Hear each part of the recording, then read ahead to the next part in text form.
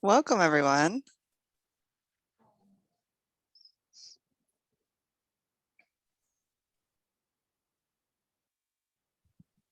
So hello and welcome. We're going to get started. Thanks for coming to Instagram Basics for Libraries. And thanks to those who filled out the survey that we sent out a couple months ago, because thanks to that feedback, we learned that almost everyone who was interested was brand new or had not explored Instagram before. So you're in the right spot. Our goal today is to help you feel more confident checking out and exploring Instagram. And we want you to walk away with ideas for creating content. And first, we're going to introduce ourselves, though. So hello, my name is Shauna. I work at the Southwest Wisconsin Library System, and I help libraries with outreach and continuing education. And I'll pass it on to Cole. Hey, I'm Cole Zroslik, and I work for Winding Rivers Library System, and I help with a little bit of everything from marketing to continuing education to websites to, whatever anybody needs help with. And I'll pass on the mic to Kelly. Hi, y'all. I'm Kelly Lupton, and I'm at Wilton Public Library, and I'm part of the Winding River System, which is how I ended up here. But I also run and have started several business. I use social media exclusively to advertise them. So I'll be telling you about what I know about creating content so that you guys can use it and use it for your library. Awesome. And we were having some connectivity issues, so I'm going to turn my video off just in case, just so you know, but we'll be back. We didn't go anywhere.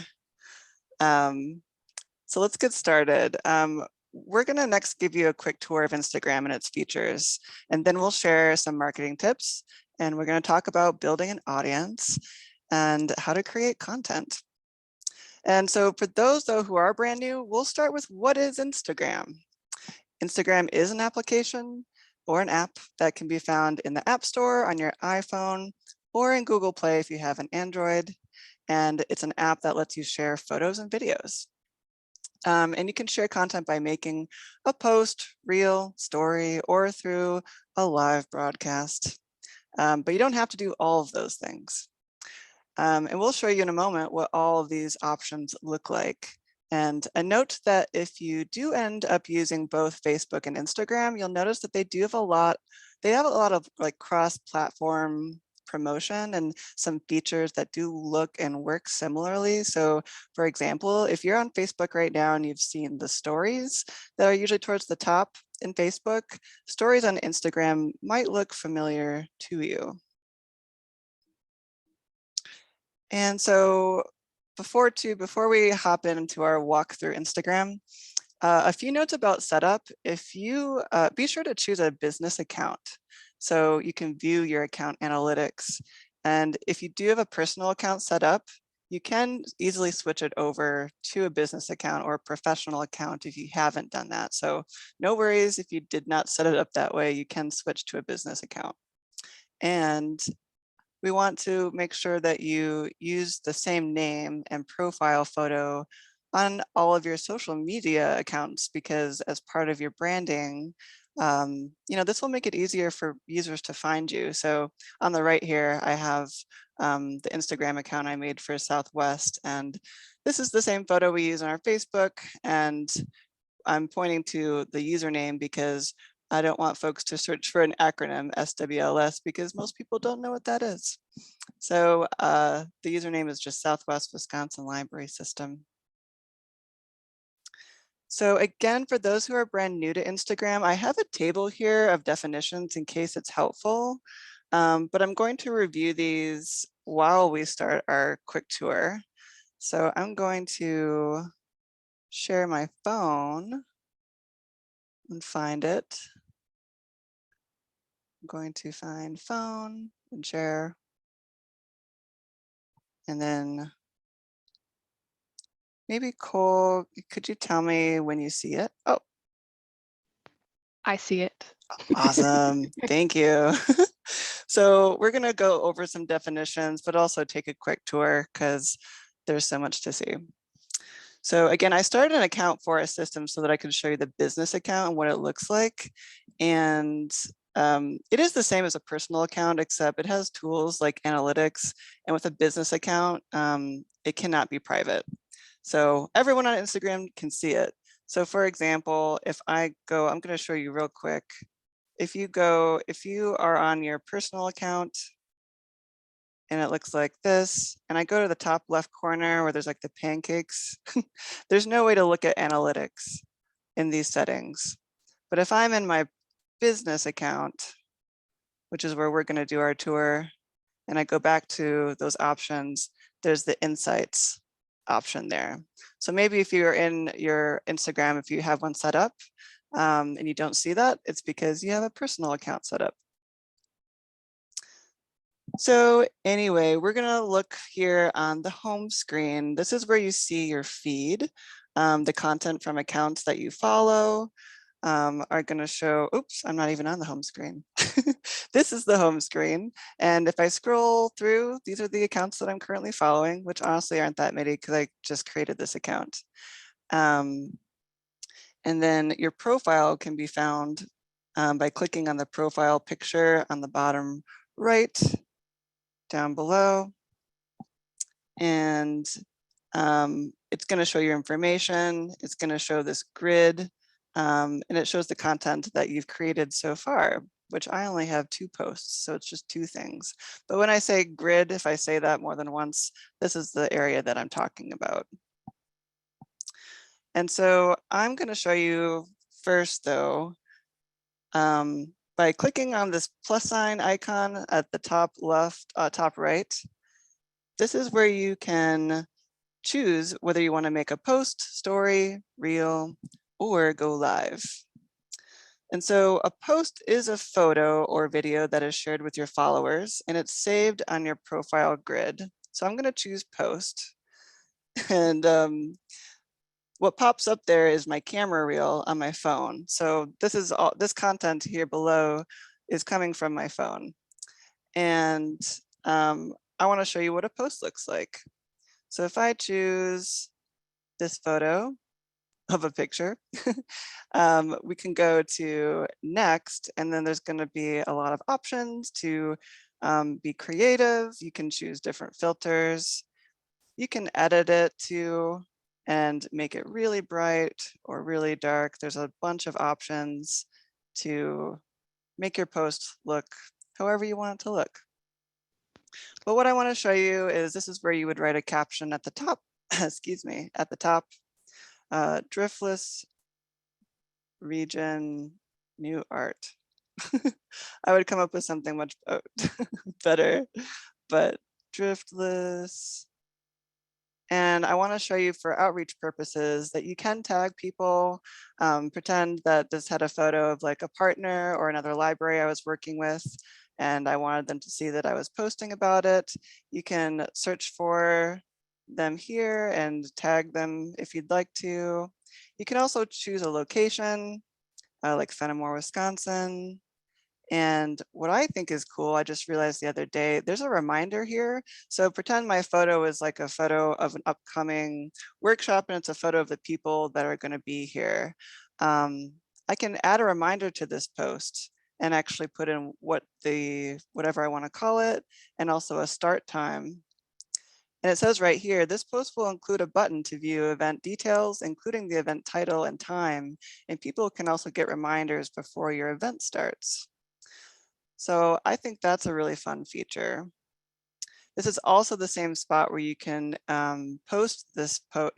This post can go to Instagram. I'm sorry, it can go to Facebook. It can also go to Twitter or Tumblr. And I want to show you the advanced settings because I want to talk for a second about accessibility. So if you haven't seen this before, it's a great way to increase your audience and make your content more accessible for people who have low or no vision. So I'm going to click below here on accessibility, write alt text. And alternative text is often seen as the description that is displayed when an image fails to load on a web page. You might have seen that before. So in the context of Instagram, the alt text is what appears instead of an image when the image doesn't load. maybe because of poor internet connection or the user like can't see the image and needs a screen reader to access something like Instagram. So I want you just to know that this does exist. If I were to write some or alternative text for this, I would say something like a black frame and a piece of art like of the Driftless region and maybe like the colors that are in it. And I click done and I go back and I want you to see what it looks like when I share a post. When I share a post, it's going to go to this feed that we were at before, and you can see that my post is here with my my caption below. And I can also edit the alt text from here too, just so you know. If you click on edit and you go here, there's an edit your alt text. So if you want to add to it later, make it more descriptive, that exists too. So that is a post. I'm going to go back to the top right corner and show you what a story looks like. So what is a story?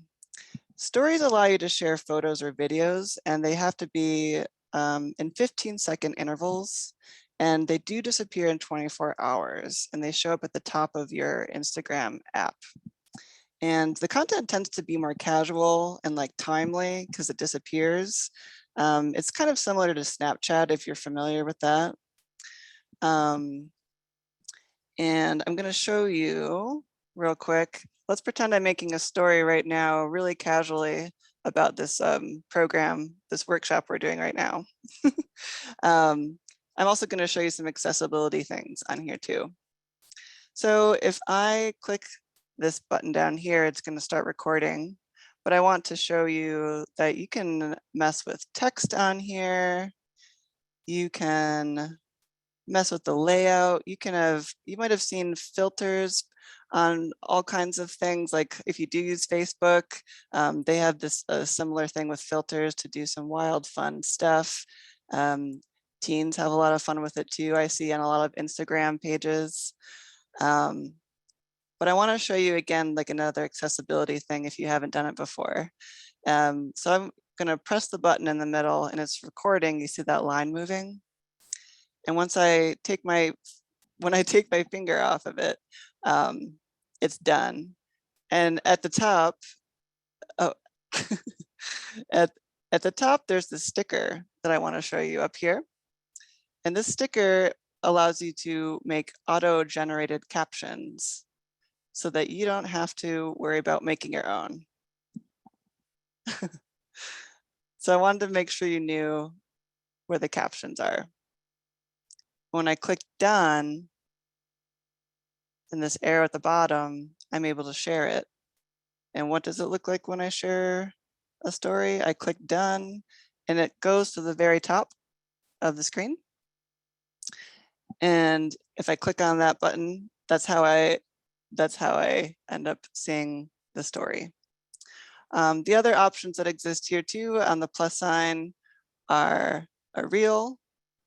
A reel is pretty similar to a story, except you can appear for up to 90 seconds. And it's the same thing with captions. There's going to be a choice on the next screen to go to the sticker again and go to captions there. But you can also do a lot of other things. There's a lot of fun stuff to explore, but I'm going to delete this one. And I'm going to get out of here and also show you the live option too that exists on Instagram. Live is really fun because you can broadcast in real time with your followers. For example, maybe you have a story time that you're doing, maybe a Q&A about a program that's coming up.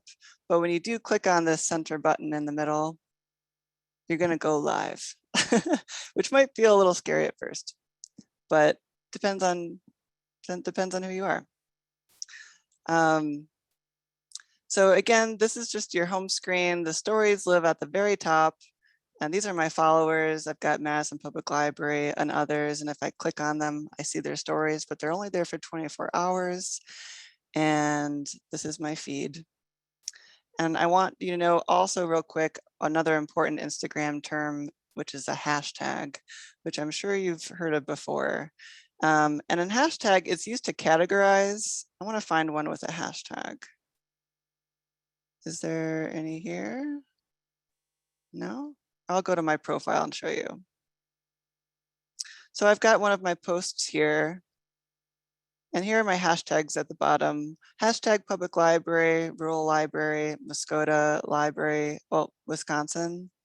So if I click on these, I will see all of the users that are using the same hashtag. It's just a way to categorize and make content more discoverable. And a hashtag is going to be a combination of words, numbers, and emojis following the number symbol. And that is my tour of Instagram. I'm going to pass it on to Cole next.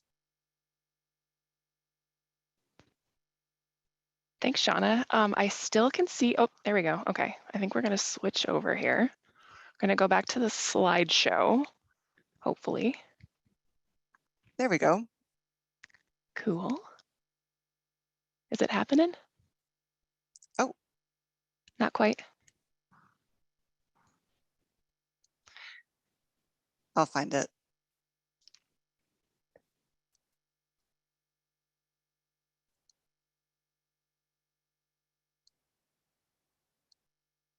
Hey, cool. All right.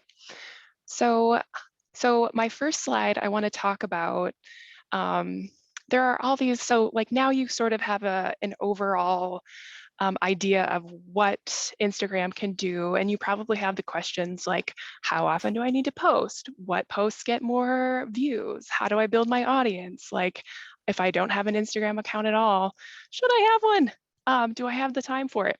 One of my favorite library specific marketing people is Angela Hirsch. She does a blog and a YouTube channel called Super Library Marketing, if you're not familiar with her. She did a recent post on Instagram for public libraries in 2022, and I think she had some really useful advice. For example, using those stickers like Shauna was showing, by using those stickers up at the top of your screen, you're gonna get more views. So that includes those captions. Or any of those, there's always stickers that say hashtag whatever, or summer fun, or putting a pair of sunglasses on a person or whatever. So those will attract more viewers to your content. For your regular feed, you want to focus on video content and carousel posts. So a carousel post is putting more than one image into so when Shauna chose an image to go into her, what did you call it, Shauna? Your grid. She would have just chosen more than one image to go into that carousel. Apparently people spend more time looking at carousel posts, and you want to get those views. Angela says to post to Instagram stories every day, post to your feed or reels no more than 2 to 3 times a week. And I think of your feed or your stories being more a place where you can share other people's posts. So maybe you follow a bunch of other libraries with your Instagram account, and I totally recommend that you do, because that's where you're going to get a lot of great ideas for your Instagram account. But maybe you see something awesome about Banned Book Week or whatever, something from the ALA about libraries, or maybe a Libraries Transform post. It would be a great place to put. It would be great to use Instagram stories to share that.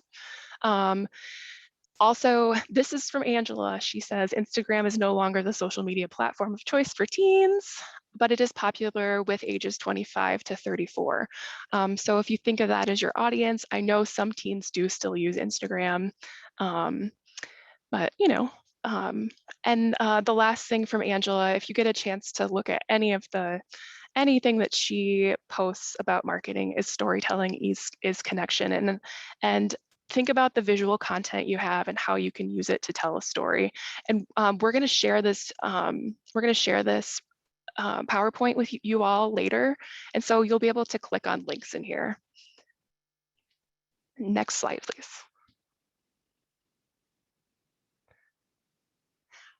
So for a lot of you, if you don't already have an Instagram account and you're thinking about it, think about your goals and think about your audience. Do you have time and capacity to have an Instagram account? If you don't, maybe that's something for some other time. Not to turn you away from this presentation, but you don't have to do all things, and you don't have to be all things to all people, although Kelly might disagree. This is one thing that I thought was cool. So this is just a screenshot from Ypsilanti Public Library in Michigan. So like these photos are from their grid, and these photos really seem to focus on youth services. So they're thinking about that 25 to 34-year-old user, and maybe those people are parents, maybe they're young professionals or young adults, and they just want to see these are the kind of things that they want to see: events, things that kids can do, just pictures of what kind of cool, lively activities are going on in their library. Next slide, please. So another thing that you could think about with your Instagram account is, so how much is your content? So there's a difference between curation and creation. So curation could have something to do with finding a lot of that pre-made publicity stuff. It could have something to do with sharing, maybe sharing posts from your city, or sharing posts, sharing information about things that are going on in your community. And then creation is, you know, like either you're creating something in Canva that says we have this cool event coming up soon, or it's taking photos of events, or it's taking like this official ballot drop box. It's sort of talking about this service that is offered in your city. If you're looking for ideas for creating your own content, I totally recommend that Celebration Week ALA calendar. So it has a whole list of different cool things that are happening throughout the year that are library themed. So, you know, we've got National Library Week, we've got like Kids Book Month, we've got library card sign up month, all that kind of stuff. So check out that Celebration Weeks calendar for some ideas, but also all of those ALA sanctioned events have media kits with them. So they will all have pre-made Instagram posts that you can just put right into your Instagram account. And then also think about like, what databases are you using? Overdrive and Libby, for more specifically, they have tons and tons of pre-made posts for Instagram that you can use. And then here are a few different hashtags that you might want to try for your account.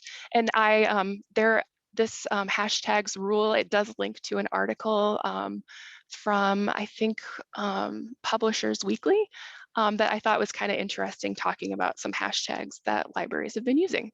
So next slide, please. My other advice to you is talk about what you know. I think, you know, you at a certain point, you develop sort of a blindness to your own space or to your daily routine, but people want to know what you do in your everyday life. At one point, like I was talking to other marketers, and we were talking about how social media is for building community or for building relationships, and your newsletter potentially could be for sharing information. So how can you build a relationship with people when you're not with them in person? Show them the things that are happening at your library, show them the behind the scenes, show them staff, show them new books, show them the things that you're really proud of. Next slide, please. And don't forget the caption. You know, some people are very gifted photographers and some people are gifted writers. Some people are both and some people are neither. But I think Humans of New York specifically really does a great job of telling this human story and relating it back to how, not in this case, it's a little different, but I think you could use this sort of model to show your Instagram followers how the library can help them.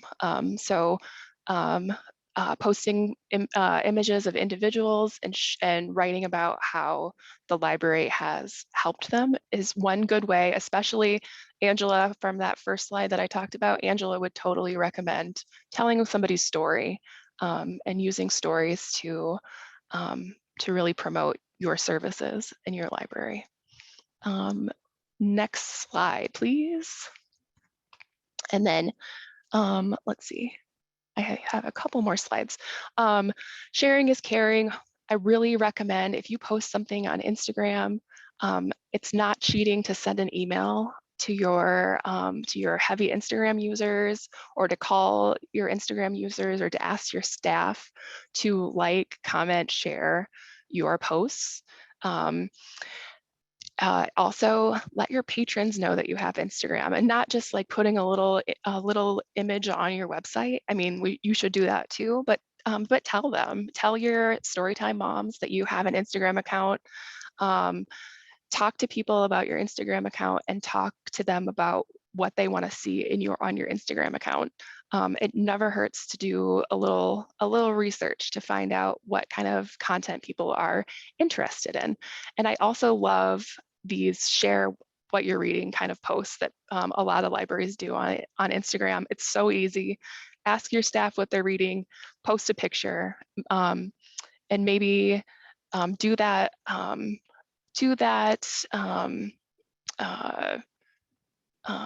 carousel, do that carousel of images, show the faces of all your staff. It builds relationships and it showcases some of your cool books.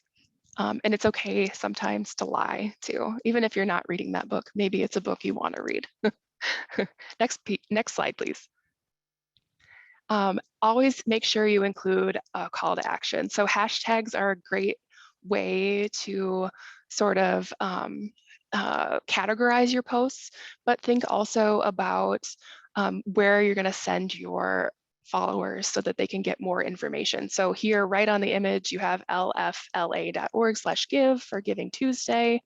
And you also have, I think right in the post, to donate, visit the link in bio, which I recommend putting the link to your website, but there's also, I put a link here. It talks about making sort of a short form website in Canva. That would be your link in bio website, because you can make a really cute, really cool little tiny miniature version of your website in Canva that would just be like fundraising, kids programs, one other thing. So take a look at that link when we send this slideshow out. Next slide, please. If all else fails, babies and puppies.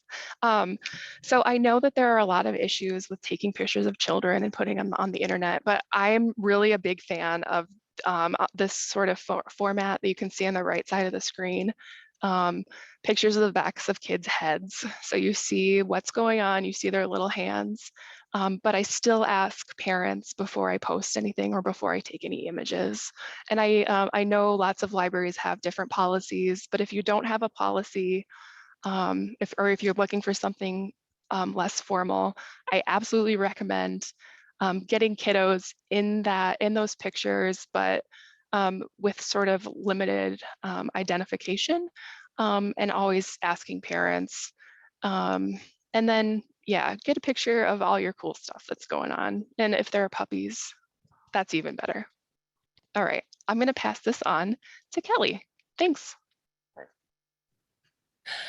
Okay, so I'm probably going to tell you the opposite of a lot of what Cole said, just because the words marketing, building audiences, building communities strikes fear in my heart. I think that's And it is okay. probably going to strike fear in everybody else's heart, because some of this, it comes down to that, like marketing, it's a degree. I don't have that degree. How the heck do I know what I'm doing? I don't know what I'm doing. And okay, so forget the word marketing. We are having conversations with people on social media. This isn't about selling something, especially when you consider a library. We don't sell anything, we give it to you. So we just want to have a conversation with you about what do we have. That's it. It is a place for you to share ideas. It's basically you stepping up and saying, hi, this is your introduction to what we do. This is my handshake, and this is how I'm going to introduce who we are, who my staff is, who the library is, who my friends of the library are. This is how I'm going to introduce them to you. It's the easy way for people to find you. Okay, so next slide, please. So when I took marketing classes, and I know Cole has taken classes similar because she speaks in this lingo, they talked about ideal clients and avatars and who are you talking to? Okay, you're a library. You don't have an ideal client because you serve a whole community. So instead, just have a conversation of who is that post intended to? So if you're looking at, hey, moms, well, you know what? Hey, mom, guess what? We've got this going on at our library. Talk to the mom, talk to the dad, talk to students. So if you're talking to high school students, kind of figure out a way to address them of, are you speaking specifically to high schoolers, or are you speaking specifically to, hey, freshmen? Address it that way. If you're talking about professionals, what group of professionals are you going to address? If you're talking about people who are retired, hey, my retiree people, come on in. So just kind of think about, if you're put an address on your post, that will help kind of filter out who is it talking to. And if you're talking to just everybody, just post it and let it go. Okay, so next slide, please.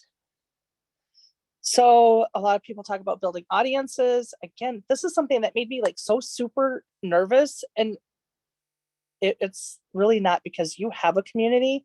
It's a matter of understanding where your community is. So as a library, and this is a personal belief, it's the library is the center of your community. You should know everything that's going on in your community at pretty much all times, because you are that central informational center. So make sure you're hooked up to places like your local fire department, your local police department, your ambulance services, your hospital, and what are they offering? And make sure that you know that your community is aware of those events, not just the stuff that's happening in your library yourself. And then, like Cole says, it's always talk about what you know, because your library is already in a community. You don't have to build one. You just have to make sure that people are informed of what's going on. And the more you know, the more your community is going to know, the better everybody's going to be off. So next slide. So be helpful to your people. You're going to want to think about, what problems are people facing today? What are they trying to solve? What solutions can the library offer to those problems?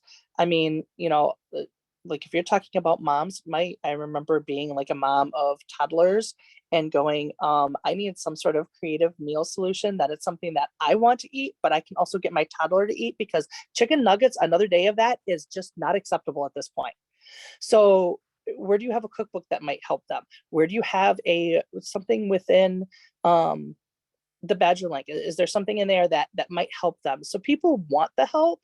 They just don't necessarily know that we offer that. And make sure that you are communicating clearly that these are the types of problems that we help you solve, and this is going to be your solution. Okay, and next slide, please. So this is my team activity that I want to do with everybody. So everybody just kind of pitch out your answer. I started out with 5 that are pretty easy ideas to post, but this is going to be that we're going to create a list that is going to be your go-to list of things that you want to, that if you're stuck for a post, that you can go to and say, okay, here, how can I get another post out? So easy ones are posts about events that are happening in your library. what's happening within your community. I already said, you know, like police department, fire department, your ambulance services, your hospitals. Who else can you get with? Your schools. What kind of new materials are in your library? How to use the things in your library. So it sounds ridiculous, but I bet you the vast majority of people have no idea how to use the current card catalog, which is for Winding Rivers, it's Encore, but you know, how do they do that? And then of course, you know, funny library memes. Not everything needs to be serious and not everything needs to be promotional.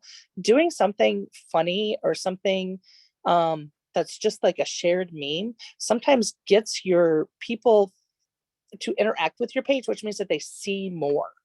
And when I talk about seeing more, we'll talk about that in a second. But so we have some ideas in the chat. So we have, trying to go back up to the top. Add your ideas to chat. Okay, so digital resources. So yeah, library systems offer a lot of digital resources. So if you have them, share what they are. And then on top of that, maybe do a little, this is how you get to them kind of video. So like when I'm talking video, it doesn't mean that you have to appear in it. You can simply record what you're doing on your screen, and you can do that with Zoom. I know Cole's got a couple other resources. Hopefully she'll share those. Of how you can do like screen captures, or worst comes to worst, take your phone out and record your screen as you do it, and record your clicks on your keyboard and your mouse, and you know, just show people exactly what you're doing. So then we have how to check out a kit. Yeah, kits that I know here in Wilton, we have like some memory kits made for people who have dementia and Alzheimer's, and I don't know that a lot of people know how to check those out. So that thank you, Cole. That's a good idea. Self-checkout machines. Yep. They really should. You can really, you know, show people how to do that so that they are more self-sufficient, really empower your patrons to come in and do their own thing. Book displays is another really great idea. Thanks, Angie. Getting started with family research, new DVDs. Yep. Any other ideas, guys? Oh, sorry, I didn't scroll far enough. Interactive posts, finish the end of the book title, etc. Oh, that would be a fun game. Good idea, Abby. Book face. Pics from outreach community events. Yep. I just heard about Loom for screen recording. I'm curious about it. Okay, so Loom. Yep, that's something to check out because I haven't heard of it before. It's free too. Yeah, I tend to kind of stick to the ones that I know and go Zoom. That's it. That's what I use. I'll be honest. So anybody else have any ideas? Again, we can go back to, you know, post about a problem and how the library can help you solve it, and get really specific about it, because people may not necessarily understand that, hey, you know, that we have cookbooks is going to help free you from eating chicken nuggets 5 nights in a row because that's what your toddler will eat, right? So make sure you're answering those specific kind of questions. And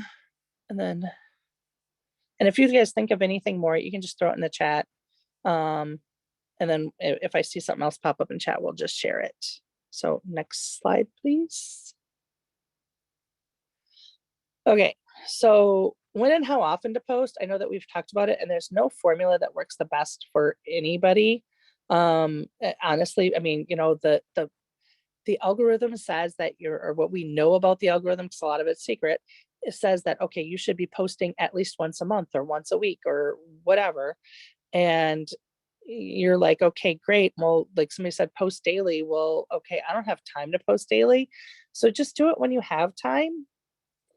And then when we're talking about posting, be careful not to post on a very strict schedule, because then you are interpreted as being a robot. So go ahead and be a little sporadic, because then it's a people thing, and the algorithm likes you better. Trust me, that's how it works.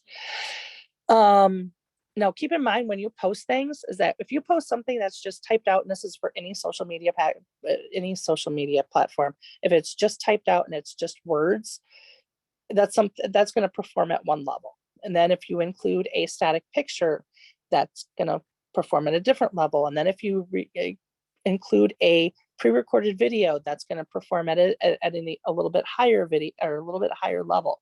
And then if you do something that's a live video, that performs the best on most of your social media platforms. And the reason is that, you know, these are the things that most people attract to and most people will get involved with. They're more likely to interact with pictures than something that's just words. They're more likely to interact with something that's a pre-recorded video than just a picture. And they're more likely to interact with a live event than they are with just a video, for the fact of the live event tends to be time sensitive and people recognize that. But if you are camera shy, pictures will be just fine. Don't worry. And then when you're talking about when you post things and how well they perform, so like Wilton Library has 500 and something followers on Facebook, which it's, I mean, that's pretty much the whole community of Wilton because we have 500 people who live here. Not everybody sees every post. So when you're sharing information, make sure that you share the same information multiple times. So if you share a post, a certain percentage of your audience is going to see that. A certain percentage of those followers that you have are going to see that, and not everybody will. So you're going to then take that post, and a few days or a week later, you're going to rewrite it a little bit so a few words are different, so it doesn't look like you're just repopulating content, that you're creating something new, and you're going to post that again because additional people will see it. That's how part of this algorithm works, is that it goes, here, I'm going to show it, I'm going to test your audience and see how it performs. Well, that may not necessarily go out. So you make a post for moms. Moms may not necessarily see it because that decision isn't up to you. It's up to the algorithm. So you are going to need to repost the same information again. And if it's something that's what's called quote unquote evergreen content, which means that it's good all the time, like it's a how-to video on how to use a card catalog, which again, here it's Encore, but you know, whatever program your system uses, if you're doing that, which is considered good as long as you're using that same program, just keep sharing it. It's easy content to be able to put out there so that you can make sure that people do know how things work, or you know, part of our digital resources. Just keep sharing those things because again, only part of your audience sees them. Okay, and then next slide. I can't remember if I have another one or not. No, I don't. So, all right, thank you. All right, we have time for questions.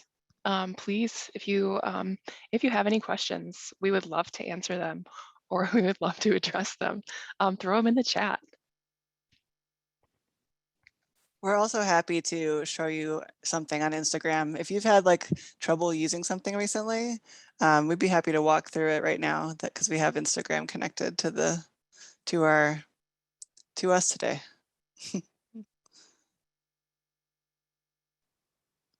And also, we'll send out these slides to everyone, but you can always send us a message after the presentation and ask your more specific question. Or we can give you feedback on your account, your current account, or your newly set up account. We would love to do that too.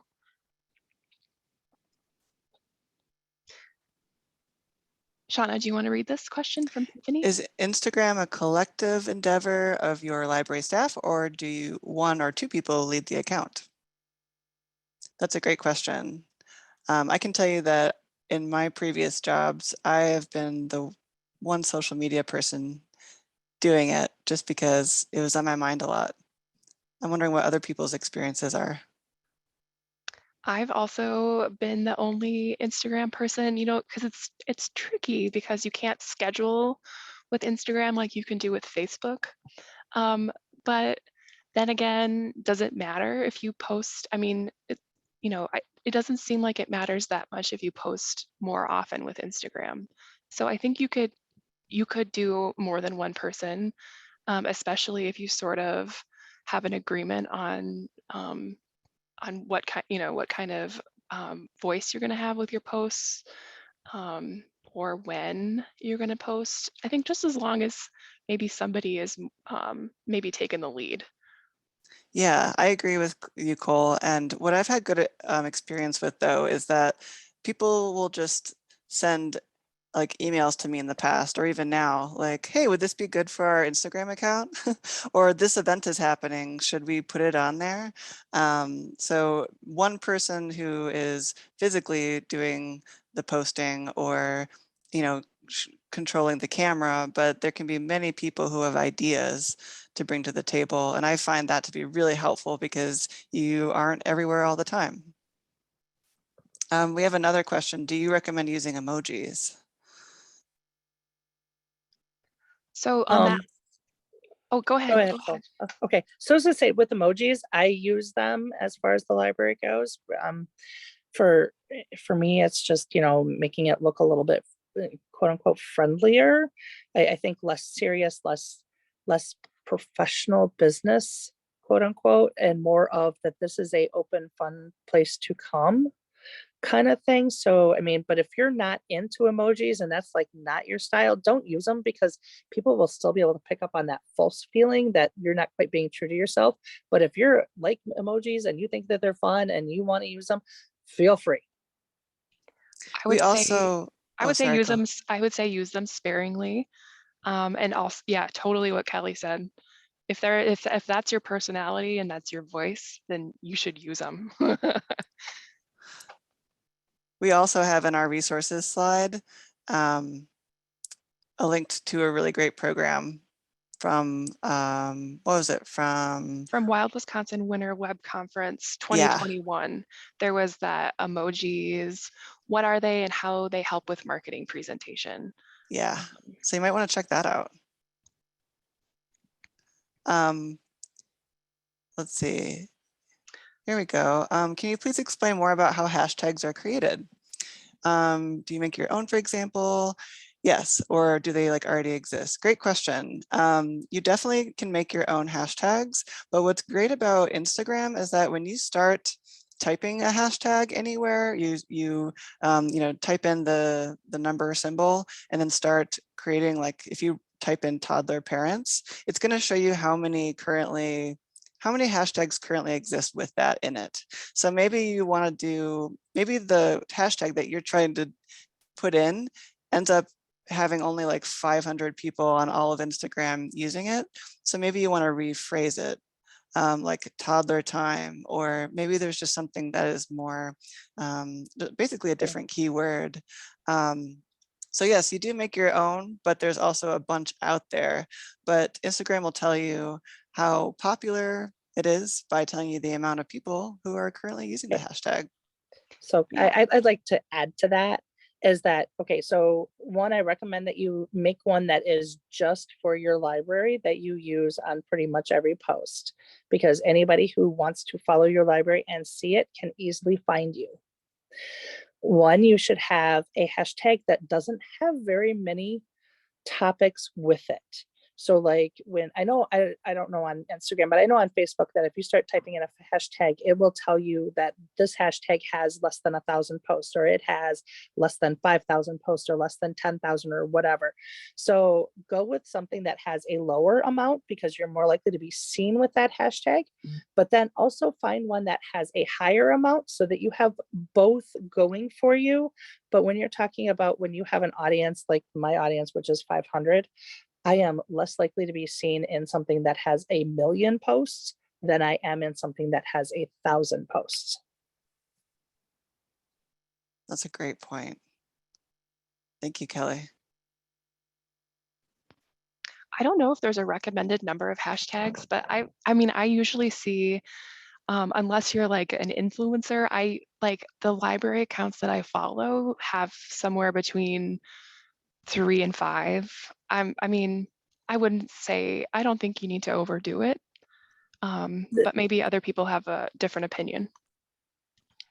I don't know of any that has like a recommended number of hashtags, but I mean, if you have a topic that you have a that encompasses a bunch of different topics, you may want to include a bunch of different hashtags. But for most posts, I like target, yeah, again, that 3 to 5 range, because I target like the one that's just Wilton Library, and then I target the one that's Whirls, and then I'll target one that is specifically related to my topic. Like if I have story time, I'll pick something like preschool story time or toddler story time or whatever it is. Yeah, I like that. So sort of think of it as a, I don't know if you're familiar with like the too long didn't read. So you can use it sort of as a summary of what you just wrote about. And then, what was I gonna say? I don't know. Oh, I liked, thank you, Angie, for recommending people use the Facebook Planner to schedule posts.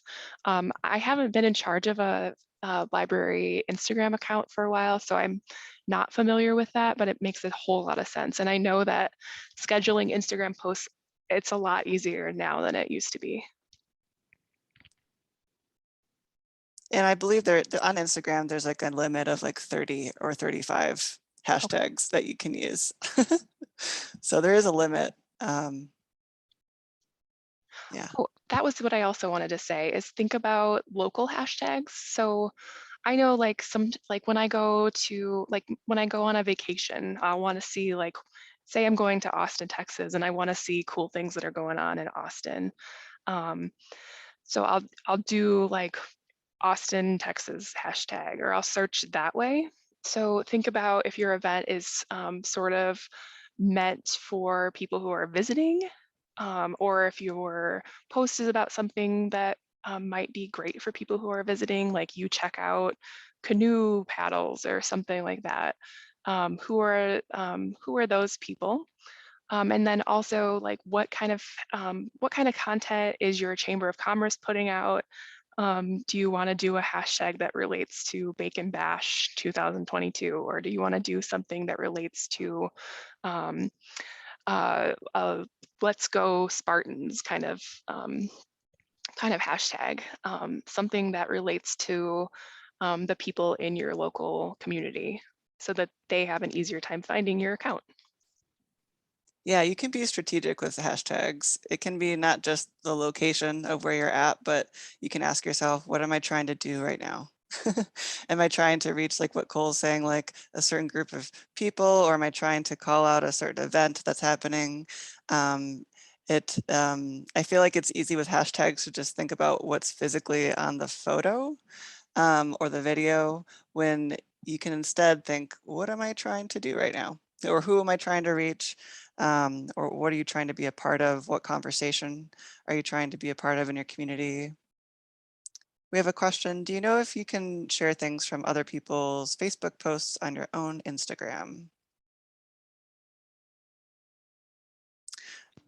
That's a great question. Mm, I I don't don't think know. so, I feel but like it depends on the content, because you could always reconfigure that content. Like you could do a screen capture and give them credit, or you could do like, hey, did you know that the dairy competition, or the county fair is coming up, and here's the thing that the dairy people are doing. So I know with Facebook, okay, so like if you have a Facebook account and you're looking at Facebook, you have the share button and it easily shares to whatever account you need it to go to. But then Facebook does not have a share to Instagram, whereas Instagram, you can take those and actually share them directly to Facebook, which why that gate only works one way, I'm not sure, but that's the way that it works. But then Facebook also has a thing where you can share that directly to Twitter, which is weird as heck to me too. But that's how these gates work. yeah, I bet in the future there will be a button that makes that possible, Deanna, but right now, like Kelly is saying, you would just have to recreate the content. You wouldn't be able to like press a button to take someone's Facebook content to share it on your Instagram. Okay, they say, I'm thinking of Village posting information and us sharing it on our own Insta. Got it. That was a great question. Thank you. Yeah, and if it's Instagram to Instagram, you can just share it that way. I mean, because you can share other people's content. Mm-hmm. Yeah. And I can show you real quick for fun. We have some time, but feel free to ask some more questions because you're all asking some really good ones. I can, for example, take this Madison Public Library post. I'm here on my feed, and I can click on this share button triangle here, and I can add this post to my story. And now I've shared it to my story. And it's only going to be there for 24 hours. But now I've shared that on my story. So hopefully that helps. Reels are the same way. But you can't share someone's post like to your profile. You can only share someone's post to your story or your reel on Instagram.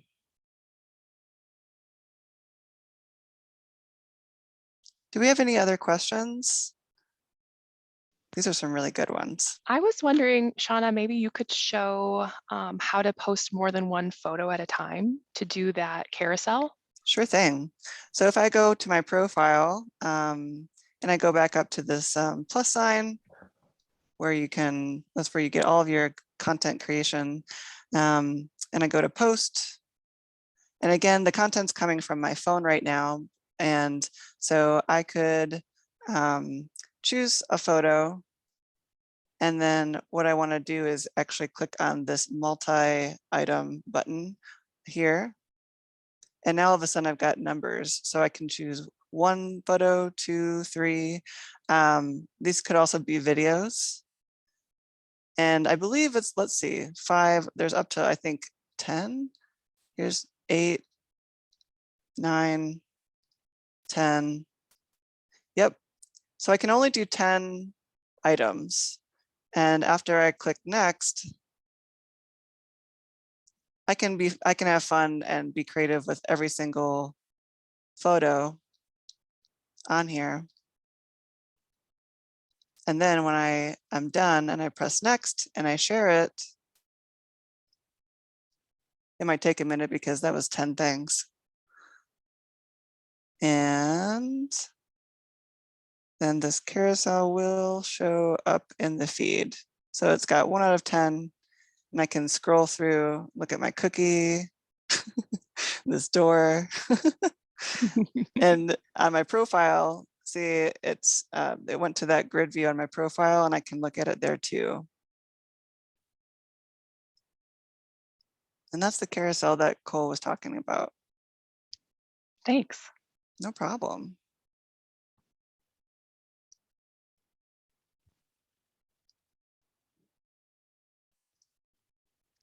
Well, we have a couple of minutes left. Are we going to say something, Cole? Maybe you want to show the bio area so that so Instagram does this weird thing where they only let you have one link basically on your whole profile. So you'll be able to have hashtags on each individual photo, but you won't be able to share a link in the image, in each image. So you'll have to say link in the bio. So Sure. here is your bio right here, right here. There it is. And we get that one link and there it is. Yeah. So with your images, you're going to want to direct people to that one link right there. And you can just edit your profile anytime right here. On a business account or professional account, it gives you a website you can put here. But that's the link part right here. Whoops.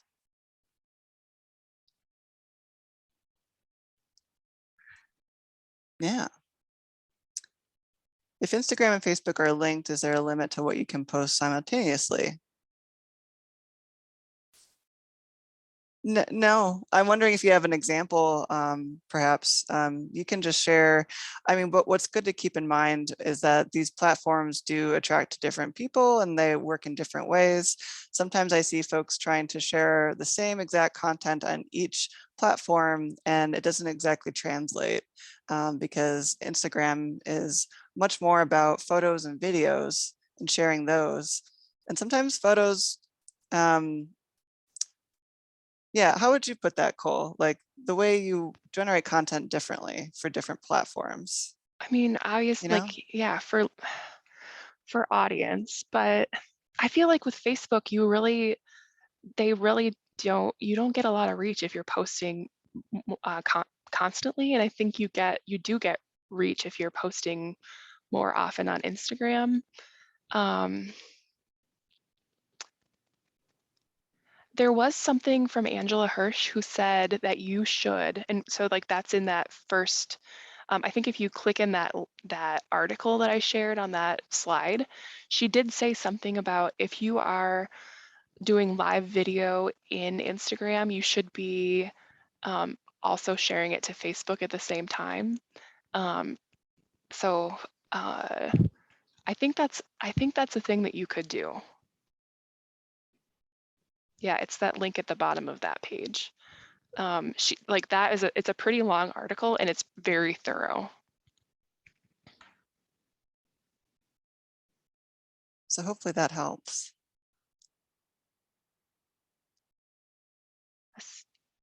Oh, Also limit with live Facebook you activity. get an alert saying you have to wait. Okay, I understand what they're asking now. Yeah, you're in between different live videos.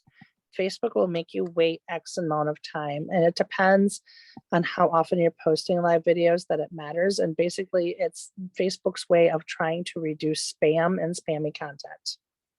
Ah. Those rascals, they love spam. What are they even trying? What are they trying to do? I know. They're like spammy themselves, but nobody else can be. And it's right. when you're trying to live feed share something like that, it does make it more difficult. And if you're going to share like story time or something, what you may want to do is share a Zoom link to your Facebook page and then do the activity on Zoom where you don't have to then follow Facebook's rules. The Zoom will let you do meetings back to back and they don't care. Oh my gosh, this was such great questions. So many great questions. Thank you so much, everybody.